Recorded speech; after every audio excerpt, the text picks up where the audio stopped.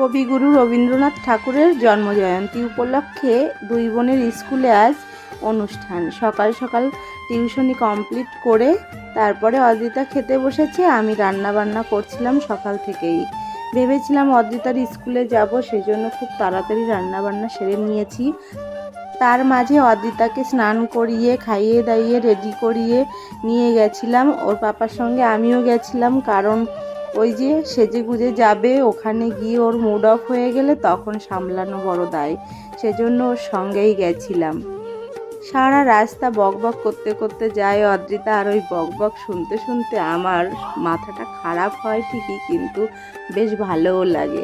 একদম ফ্রেশ হয়ে যায় ওর কথাবার্তা শুনে। সিন্দ্রানী বাজারের ঠিক আগেই কৃষ্ণচূড়া গাছটা দেখো কত সুন্দর ফুল ফুটে রয়েছে। অদ্রিতার স্কুলে যেতে যেতে বেশ ভালো লাগে এই গাছটা দেখে। অদ্রিতার স্কুলে পৌঁছে গেছিলাম, ওকে পাঠিয়ে দিয়ে তারপরে আমরা বাড়ি গেছিলাম। ওদের স্কুলে গার্জেন অ্যালাউ নেই, সেজন্য ভাবলাম বাড়িতে গিয়ে বাদবাকি কাজগুলো কমপ্লিট করে নেব। আজকে দুই মেয়ের দুই স্কুলে অনুষ্ঠান যেহেতু, সেজন্য একটু চাপই ছিল।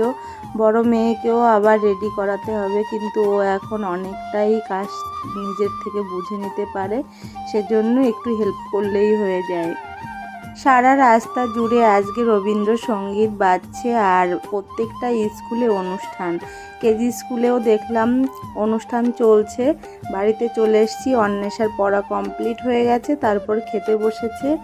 আমিও আমার কাজবাজ সারতে শুরু করলাম। অন্বেষা স্নান সেরে এসে রেডি হতে থাকলো। এখন মুখের মেকআপটা অন্বেষা নিজেই করতে পারে। শাড়িটা পরিয়ে দিতে হয় আর চুলটা বেঁধে দিতে হয়, জুয়েলারিগুলো, তারপর বাদ বাকি সব ঘোষগাছ নিজে থেকেই করে। এই সব করার পরে ঘরের যা অবস্থা হয়, তারপর কমপ্লিট করতে অনেকটা সময় লেগে যায়। তবুও তো করতে হবে, শখ করে নাচ শেখাচ্ছি, নাচ করতে যাবে, এটাই তো স্বাভাবিক।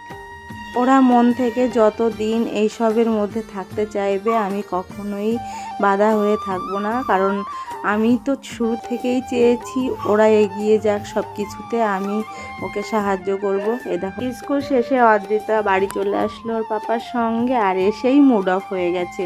ওর তো মাঝে মাঝে এরকম হতেই থাকে, বিশেষ করে স্কুল থেকে যখন বাড়ি আসে তখন যে কোনো কিছুতে একটু প্রবলেম হলেই ওর মুড অফ হয়ে যায়, তখন সামলানো বড় দায় হয়ে ওঠে। ফ্রেশ করে খাইয়ে দাইয়ে তারপর একটু বসেছি। অন্বেষাও চলে আসলো। আজকের দিনটা এভাবেই কাটলো, ওদের নিয়ে ব্যস্ততায় সময়টা বেশ ভালোভাবে কেটে যায়। অন্বেষা বাড়ি এসে সব কিছু শেয়ার করছিল, স্কুলে কি কি হলো সেটাই আমরা শুনছিলাম।